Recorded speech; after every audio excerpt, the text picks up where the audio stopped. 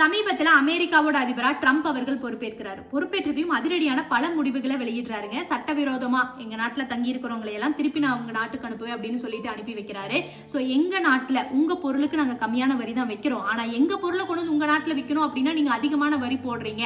So யாரெல்லாம் எங்களுக்கு அதிகமான வரி போடுறாங்களோ அவங்க பொருளை எங்க நாட்டுக்குள்ள விற்க வந்தீங்க அப்படின்னா நாங்களும் அதிகமான டாக்ஸ் போடுவோம் அப்படின்னு சொல்லிட்டு பல அதிரடி முடிவுகளை அவர் பொறுப்பேற்றதுக்கு அப்புறம் வெளியிடுறாரு.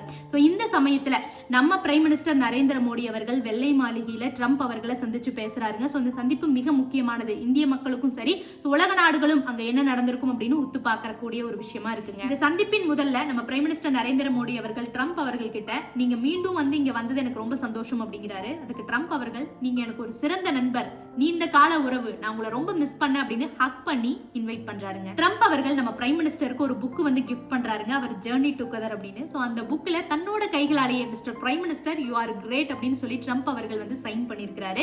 இந்த புக்ல namaste Trump, howdy Modi, so இந்த ஈவென்ட்ஸ்ல இருந்த போட்டோஸ் எல்லாம் இருக்கிறதா வந்து சொல்லியிருக்காங்க. சோ இந்தியா அப்படிங்கிறது நம்ம வளர்ந்து வந்துட்டு இருக்கிற நாடுங்க. கண்டிப்பா அமெரிக்கா மாதிரி ஒரு நாள் நம்ம ஆயிடும். ஆனா இன்னைக்கு நம்ம வளர்ந்து வந்துட்டு இருக்கிற நாடு. இப்போ வளர்ச்சியடைந்த நாடுகளோட ஒரு நட்புறவு அப்படிங்கிறது வேணும். ஏன்னா வர்த்தகம் வணிகத்துக்கெல்லாம் ரொம்ப முக்கியமான ஒரு விஷயம். சோ அத சரியான முறையில நம்ம பிரைம் மினிஸ்டர் வந்து கொண்டு போயிட்டு இருக்காருங்க. சோ அதை யாராலும் மறுக்க முடியாது. சோ அங்க வந்து பிரஸ் மீட் எப்படி இருந்துச்சு அப்படிங்கறத நான் அடுத்த வீடியோல சொல்றேன்.